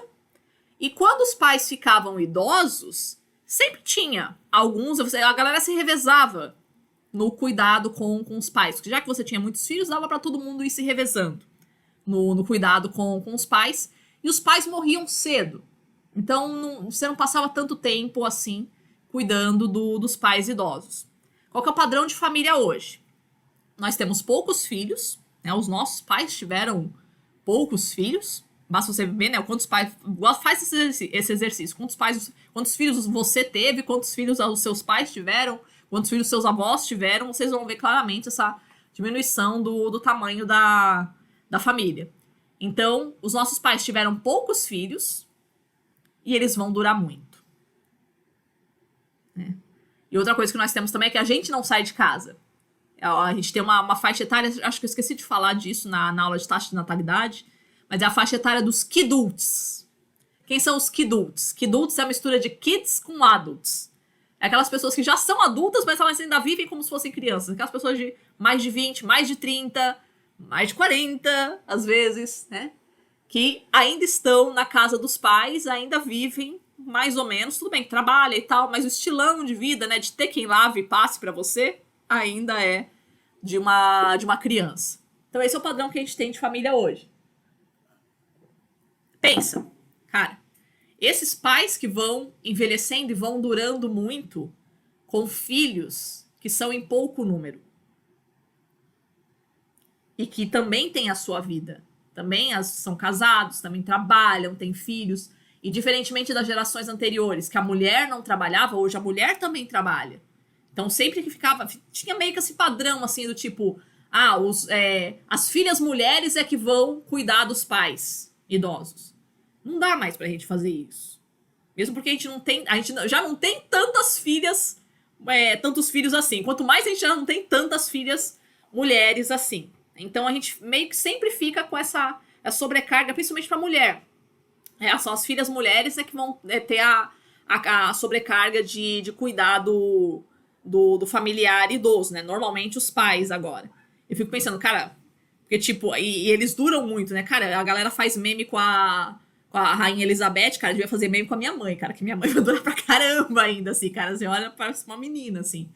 Enfim, mas isso é uma coisa pra gente se preocupar. Como é que vai ser quando os nossos pais envelhecerem, né? Quantos irmãos você tem? Como é que vai ser o cuidado que você vai ter com os pais? E via de regra, não se enganem, por mais igualitária que seja a sua família e tal, não se enganem, essa sobrecarga vai cair sobre as filhas mulheres. Vai ser assim, esquece. Mas isso aí é muita crueldade, porque eu vejo tanta gente tacando o velho no asilo, isso é muito cruel, porque a gente tem que saber né? A gente tem que conseguir retribuir o que eles fizeram pela gente, porque cuidar de um idoso é a mesma coisa de cuidar de uma criança. Quando eu vejo uma pessoa falando um negócio desse, dá pra perceber duas coisas. Ou ela nunca cuidou de uma criança, ou ela nunca cuidou de um idoso. Ou os dois. Pra não ter percebido a diferença. Tá? Porque uma criança... Vamos lá, eu não tenho filho. Talvez vocês me ajudem.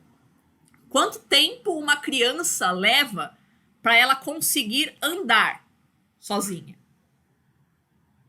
1 ano? 1 ano e pouquinho? Ela já tá andando. Quanto tempo uma criança leva para conseguir comer sozinha? Uns 3 anos, 4. A criança já consegue segurar a talher minimamente, assim. Quanto tempo uma criança leva para conseguir tomar banho e se vestir sozinha? No máximo 5 anos. No máximo. Ou seja, com 5 anos, a criança já consegue andar sozinha, comer sozinha, tomar banho e se vestir sozinha. Você fazer a sua higiene, que é o mínimo para... Com 5 anos a criança está formada. Ela já consegue fazer tudo que é necessário para a sobrevivência dela. Tá? Com o idoso, quando ele começa a definhar, que ele começa a perder essas funções, cara, isso vai muito mais tempo do que isso. Tá? O idoso tranquilamente pode passar algumas décadas dependendo de outras pessoas para poder dar comida, dar banho e para auxílio no caminhar. Tá? Então, a gente passa muito mais tempo do que isso. Uma vez que o idoso entrar nessa fase de que ele vai precisar de um cuidado, seja de um cuidador ou seja dos filhos, ele ainda terá muitos anos pela frente. Outra coisa que diferencia o cuidado do idoso do cuidado da criança é que conforme a criança vai envelhecendo, ela vai ficando cada vez mais independente dos pais. Você vê ela progredindo. Ela não andava e passa a andar. Ela não comia sozinha, passa a comer sozinha. Ela não tomava banho sozinha, ela passa a tomar banho sozinha. Com o idoso é o contrário. Ele andava e passa a não andar mais. Ele comia sozinho e passa a não comer sozinho mais. Ele tomava banho sozinho e ele passa a não tomar banho sozinho mais.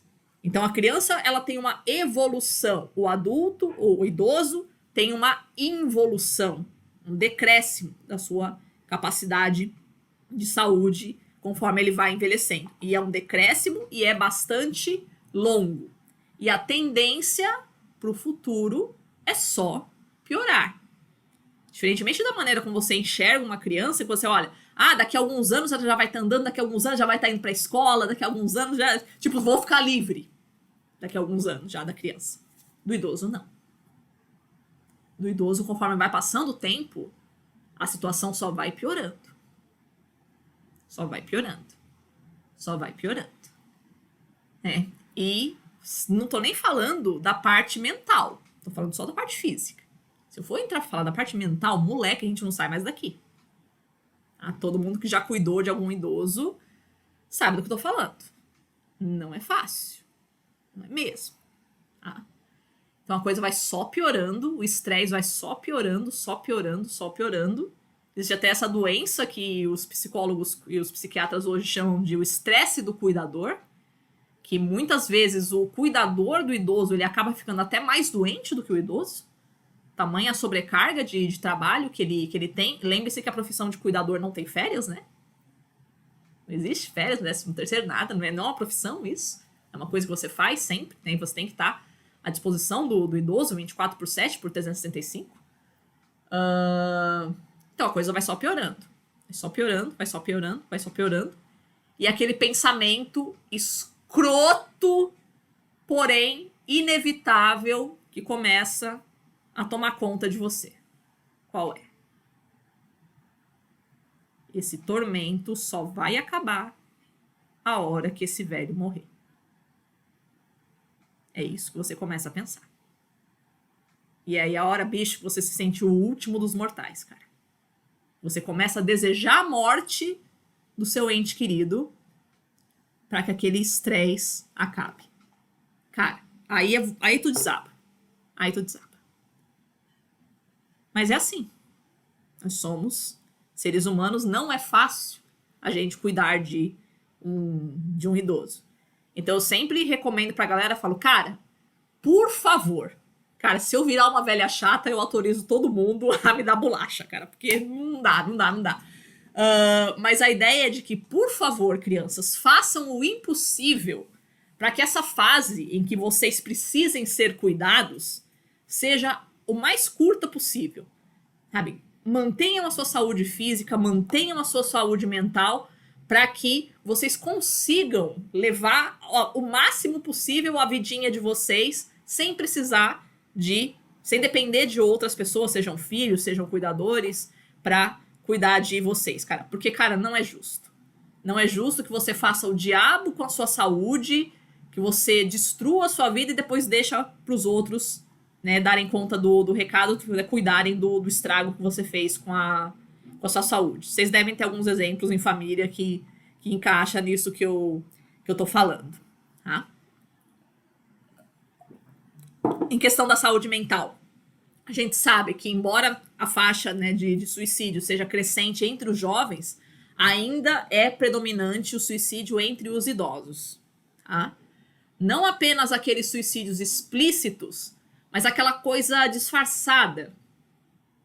Sabe? Aquele negócio de caiu no banheiro, foi atravessar a rua e não olhou, sabe? Que parece que são acidentes, mas se você for investigar direitinho, não foi tão acidente assim. Tá? É bem comum isso entre os idosos, é uma coisa que a gente tem que ficar bem atento mesmo. Tá? Tanto para a saúde física, quanto para a saúde mental. Tá? Só que nem tudo são tragédias no ser idoso nos dias modernos, tá? A gente tem algumas coisas interessantes também que aconteceram nos últimos anos e décadas para o nosso envelhecimento. Tá? Uma delas é o que a gente chama informalmente de Revolução Viagra. Que é a partir do momento em que a gente começou a ter esses medicamentos para disfunção erétil, que essa população que já tinha interrompido a sua atividade sexual há muito tempo volta a desenvolver, né? Volta a ter uma atividade sexual, talvez não com a mesma qualidade da vida jovem, mas sim, né, que a gente consegue desenvolver alguma coisa interessante, né? Algumas consequências disso são o aumento da infecção por HIV entre os idosos, que também é a faixa que mais cresce, o ritmo mais acelerado de crescimento da infecção por HIV é entre os idosos nos dias de hoje, em consequência dessa retomada da atividade sexual que eles fizeram a partir dessas novas gerações de medicamentos para disfunção erétil. E sem contar que a gente também se encontra mais, né? O idoso, ele tá mais saindo de casa hoje. Essa coisa dos ter vários clubes de terceira idade, viagens, todos esses tipos de atividades que o idoso faz. O idoso hoje, de maneira geral, ele é bem mais ativo. Não é aquela vovó que ficava só rezando e tricotando. Não tem nada contra ficar rezando e tricotando, eu adoro, né?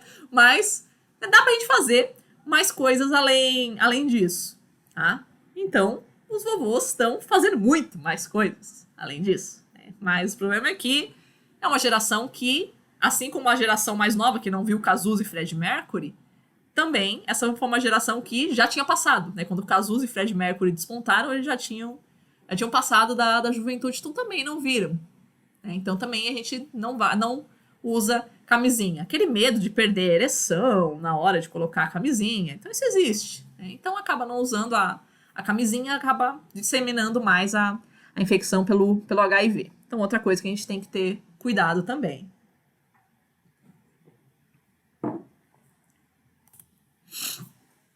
E por fim, agora, as consequências culturais do envelhecimento populacional. Algumas dificuldades que nós temos de inserir o idoso na sociedade da informação. Então, a gente tinha aquele paradigma de décadas atrás de que o idoso era o repositório da sabedoria e hoje não. Hoje a gente não tem mais o idoso como a nossa fonte de conhecimento. A nossa fonte de conhecimento é o Google. Então a gente não precisa mais do idoso. Aquela coisa do caderno de receitas da mãe. Então como é que a gente fazia receita? Precisava do caderno de receitas da mãe e da avó. O que a gente faz hoje? Olha no Google. Bolo de cenoura. Ah, dessa receita aqui eu não gostei, vou pegar uma mais fácil. Ah, não, essa daqui. Ah, não, essa. Ah, não, você pode escolher. Você não tem mais que fazer a receita da sua avó. Você pode escolher a receita que você vai fazer. Ah, um parênteses, falando em receita, aqui, deixa eu pegar um negócio aqui. Sensacional.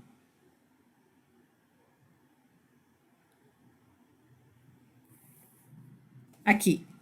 A recomendação de leitura, tinha feito do livro da Natália Arcuri, mas ele tá emprestado. Mas esse daqui tá aqui em casa.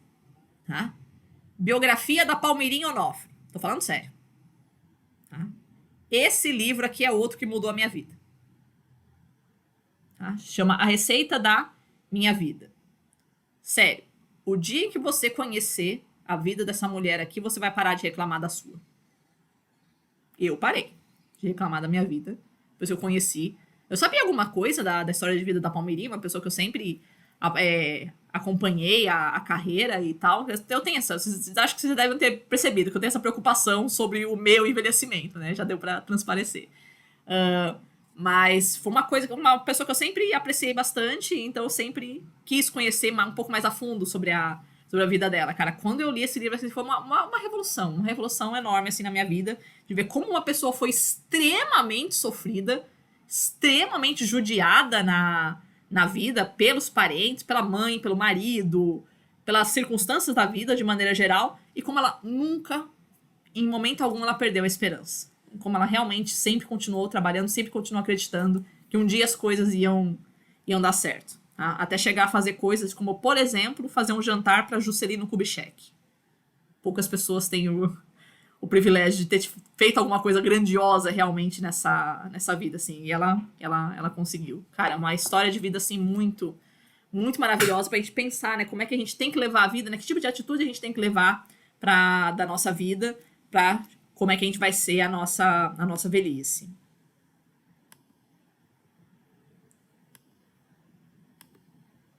Então, isso que a gente tem que pensar, como é que vai ser o idoso nessa sociedade da informação. E é a necessidade de a gente inserir o idoso nessa sociedade da informação. Ah, um filme que é interessante também para isso, sobre o envelhecimento. Um Senhor Estagiário. Adoro, né? Da gente repensar essa noção de que o idoso ele tem que ficar sentadinho em casa. Não, né? Vamos botar o idoso para trabalhar como sempre, tá? A gente tem visto bastante gente idoso, mas tô falando idoso mesmo, assim, acima dos 80 anos, entrando na faculdade e fazendo curso e pensando no procurar o emprego depois do curso. Cara, eu acho isso muito maravilhoso, cara. Muito, muito, muito, muito, muito. Ainda são muito poucos, gostaria que fosse mais, mas de vez em quando aparece alguma galera desse tipo aí, cara, que realmente trazem muito, enriquecem muito as nossas aulas, tá? Mas o fato é que ainda existe esse paradigma de que o idoso ele não é inserido nesse mundo tecnológico. E conforme você vai tendo um aumento da quantidade de idosos na população, você tem uma redução dessa inovação tecnológica, inovação científica, inovação cultural, que via de regra, quem são os inovadores na nossa sociedade? Quem são os revolucionários? São os jovens. Aquela história, acho que é dos Titãs, né? A música Não Confia em Ninguém com Mais de 30. Vai mais ou menos por aí. Essa é a idade que a gente faz as revoluções, é antes dos 30 anos. Os grandes revolucionários, eles fizeram as revoluções antes dos 30 anos, de maneira geral. Então ainda tem essa noção, né? De que quando você tá mais velho, a gente vai ficando mais conservador. A gente vai ficando ranzinza, conservador, chato. Isso é outra coisa que a gente tem que repensar também. A gente tem uma mentalidade um pouco mais aberta, assim, e tal. Eu acho que eu vi um meme esses dias, né, falando que uma velhinha, quando ela viu duas meninas lésbicas se beijando na rua, falando assim, por que eu não fiz isso? Tive que casar com um homem. Desgraçou minha vida. Se tivesse casado com uma mulher, tinha sido uma coisa bem melhor, assim. Então a gente tem sempre essa noção de que o idoso, ele é sempre muito conservador, vai olhar duas meninas se beijando na rua, nossa, que horror, e tal. Não! As coisas estão mudando. A gente está enxergando algumas mudanças aí, algumas novas tendências, tá? A necessidade de você fazer uma requalificação profissional do idoso, inserir o idoso nos cursos de tecnologia, porque ele vai continuar trabalhando. O idoso, ele quer se conectar à internet. Falar em idoso conectar com a internet, tenta reparar como é que é o comportamento dos pais de vocês pra Facebook e WhatsApp, cara. Porque comigo, eu não consigo fazer a minha mãe sair de Facebook e de WhatsApp, cara. A gente pensava... Pior é que eles falavam, quando a gente era novo, falavam que a gente não largava o videogame. Agora que a gente que é adulto, e eles é que são idosos, eles é que não largam o Facebook e o WhatsApp. Cara, é terrível, cara. A gente chega na... Outro meme que eu vi esses dias também, a gente tá na idade de ficar dando bronca nos pais. A hora que os pais começam a ficar mais irresponsáveis, a hora que os pais começam a voltar a ser criança e a gente fica indignado com eles. Cara, vocês devem ter esse tipo de coisa em casa também, né? Do pai que não larga o Facebook, não larga o WhatsApp e acredita. E o pior é que acredita nas fake news. Isso é outro fenômeno interessante que a gente pode discutir. Até em que medida a gente está tendo essa disseminação tão grande das fake news, porque uma extensa camada da população que usa o WhatsApp, usa o Facebook, é essa população que ela, vamos dizer assim, ela não tem grandes motivos para desconfiar da internet, ela acreditou na tecnologia. A gente tem uma fetichização da tecnologia que talvez os jovens não tenham mais, mas os idosos têm ainda. Bastante fetichização. Olha a tecnologia e fala, nossa, que coisa maravilhosa e tal. Então nem passa pela cabeça, às vezes, que uma notícia é falsa. Não tem como... não tem muito como fazer esse filtro. Tipo, tá na internet, tá no WhatsApp, tá no Facebook, é verdade. Né? Então, às vezes a gente tem a importância de esclarecer os nossos pais, os nossos avós, que não é por aí. Não é porque alguém te mandou no Zap que esse negócio é verdade. A necessidade da gente ligar o desconfiômetro dos nossos pais, dos nossos avós, para não disseminar as fake news que tanto a gente tem visto dos malefícios que elas causam nas nossas sociedades hoje. Tá? E a necessidade da gente ter também uma programação cultural e uma programação de lazer adequados à faixa etária idosa. Não dá pra gente ficar pensando em investir somente em esportes radicais. Não só pra nossa vida, né, mas pra vida em sociedade. Vamos pensar nos clubinhos de dança, nos bailinhos anos 60, pras vovós que eu vou junto, né? Se tiver bailinho nos 60, assim, pras vovós, eu vou junto, que eu também adoro, tá? E outra coisa importante também, que eu vejo pouca gente falando, sobre essa readequação dos padrões de beleza. A gente vem tendo muito questionamento sobre os padrões de beleza. Qual é a mulher bonita? É a mulher alta, magra, loira e de olhos azuis e branca. Né? E isso já vem mudando, felizmente, isso já vem mudando bastante. A gente vem tendo a inclusão de diferentes tipos humanos nos padrões de beleza. A própria noção de padrão de beleza, ela vem sendo bastante questionada. E uma coisa que a gente deveria pensar, que eu não vejo a galera discutindo, são o padrão de beleza das idosas. Por que não?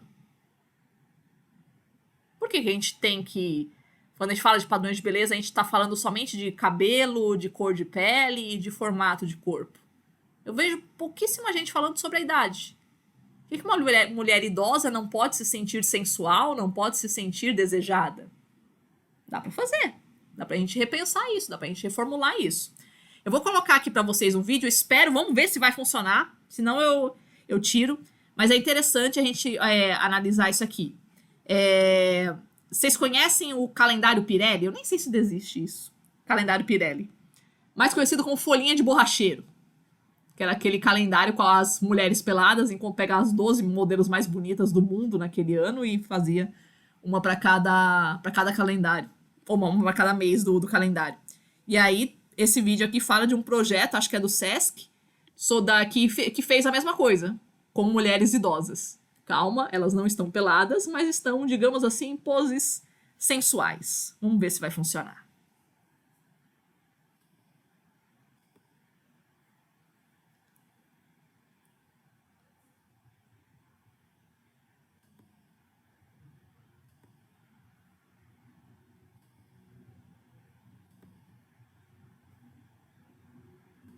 Idosas mostram sensualidade em calendário.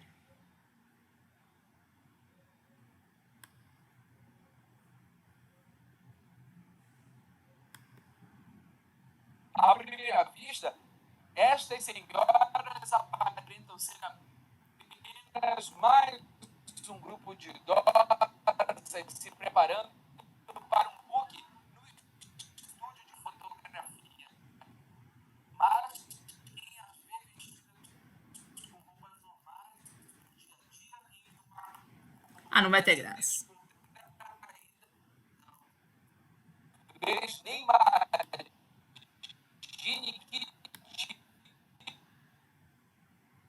vai rolar. Tá muito ruim. Vou deixar pra vocês assistirem sozinhos. É isso mesmo. Aham. Vou deixar pra vocês assistirem ele em casa, sozinhos. Em casa vocês já estão, né? Mas depois da aula, porque é bem legal da gente observar as vovós todas sexys, assim, do tipo, sim, eu sou gostosa e vamos lá, tamo com tudo em cima ainda, tá? Essa necessidade da gente, porque a gente vai perdendo a autoestima, a gente tem sempre essa noção de que a beleza, ela não cabe nos cabelos brancos, nos cabelos acinzentados, grisalhos e tal. Para com isso. Para, sabe? Vamos discutir também. Eu acho que falta isso. A gente tá só discutindo, né, sobre formato de corpo, cor de pele. Não que isso não seja válido, mas eu acho que falta bastante a gente discutir o padrão de beleza das idosas também. Isso é importante, faz muita diferença na autoestima das vovós e partindo daquela coisa da saúde psicológica que a gente estava falando bastante já. Tá? Mas assistam esse vídeo depois que é muito legal. Com isso, a gente vai encaminhando para o nosso encerramento. Então, o que a gente conclui dessa aula? A necessidade da gente encarar o envelhecimento desde a juventude. Então, sim, o sol vai continuar nascendo amanhã. Não haja como se o sol não fosse nascer amanhã, porque ele vai continuar nascendo. Então, da mesma forma para a sua vida, não haja como se você fosse morrer amanhã, porque você não vai morrer amanhã. Você vai ter uma vida muito longa, você tem que contemplar o futuro no seu presente. Saiba que você vai ficar velho, saiba que não é uma fase fácil, mas ela pode ser muito legal, ela pode ser bastante amenizada. Quando eu via minha mãe sempre falando assim que ela olhava assim as meninas, as minhas amigas ou alguma coisa assim, meninas jovens de maneira geral, ela virava e falava: eu não me troco por essas novas. Eu me batia no peito com muito orgulho para ostentar a sua velhice. E eu virava e falava: como uma pessoa pode não querer ser jovem? E agora, eu, me aproximando aí dos 40, eu venho pensando bastante sobre isso, cara. Eu falei, cara, de boa. Eu também, eu não me troco por essas novas, assim. Eu vejo a galera, tipo, sabe, bem desanimada com a vida e tal. Eu falo, cara, por quê? Tudo bem, a gente tá passando por um período difícil, só que eu não tenho observado essa tendência de agora. Tenho visto isso de muitos anos atrás já. E eu tava vendo também esses dias uma entrevista do Abílio Diniz na CNN. Ele falando do desânimo que os jovens estão tendo. Eu falo, cara, eu morei nos Estados Unidos no semestre passado e nos Estados Unidos tá igual. Então, tipo, não é um fenômeno só brasileiro. Então, alguma coisa vem acontecendo com nossos jovens, assim, que é global. Da gente ser uma geração mais desanimada mesmo, cara. Isso é muito preocupante. Isso é muito preocupante mesmo. Uma coisa que a gente tem que realmente ficar muito atento, né? Repensar o que a gente espera da vida, o que a gente está buscando da vida. E tentar adequar ao que realmente é possível de se buscar. Então, a gente tem que pensar na nossa velhice em todos os aspectos. No aspecto de saúde, no aspecto financeiro, no aspecto profissional, no aspecto cultural. Tudo isso tem que ser contemplado, tá? E outra coisa importante também, que a gente não falou, mas é importante da gente pensar, a necessidade da gente valorizar a qualidade de vida ao invés de apenas a quantidade. Que sentido faz a gente viver muito tempo se não for um tempo de qualidade? Tem aquela piadinha do cara que fala assim, doutor, o senhor acha que eu vou viver até os 100 anos? Aí fala, depende. Você fuma? Não, nunca fumei. Você bebe? Não, nunca bebi. Você tem algum vício? Não, nunca botei esse negócio de maconha, nada. Não botei nada na minha boca, nada. Como é que como é que é a sua atividade sexual? Ah, não, eu só tive uma mulher ao longo da minha vida toda. Como é que é a sua alimentação? Ah, eu não como nada de gordura, eu não como nada de sal, eu não como nada de açúcar, é só os matinhos, tudo verde, tudo muito saudável. E o médico olha e fala, meu irmão, você quer viver até os 100 anos pra ficar fazendo o quê? É importante a gente pensar nisso também, né? A gente vai viver até os 100 anos, sim. Vamos ficar fazendo o quê até lá? Acho que tem coisa mais legal pra fazer do que palavra cruzada. Dá pra gente esquematizar bastante coisa, dá pra gente pensar. Temos bastante tempo, essa é a parte boa. Temos bastante tempo de pensar em bastante coisa pra fazer até lá. Ok, crianças?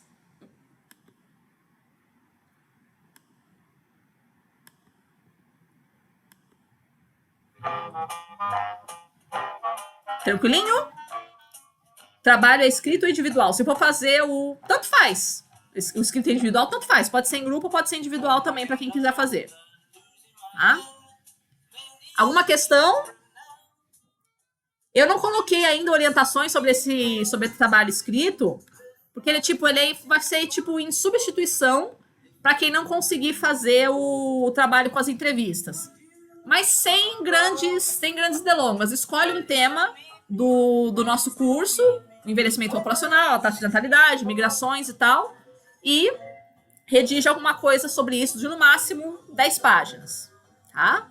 Mas isso, o ideal, eu preferia realmente que vocês fizessem o trabalho do seminário. Eu sei que vai ser difícil para alguns fazerem, mas o seminário é uma atividade interessante, sim. Tem mais, a galera aprende bastante, tá?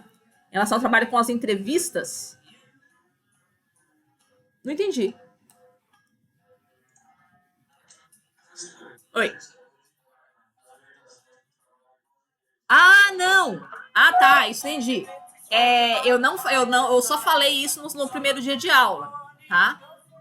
Se vocês quiserem, entra comigo no plantão na quarta-feira, ou então, se você não puder, na quarta, marca comigo um outro horário, que aí a gente conversa mais detalhadamente, tá? O que é esperado desse trabalho, tá?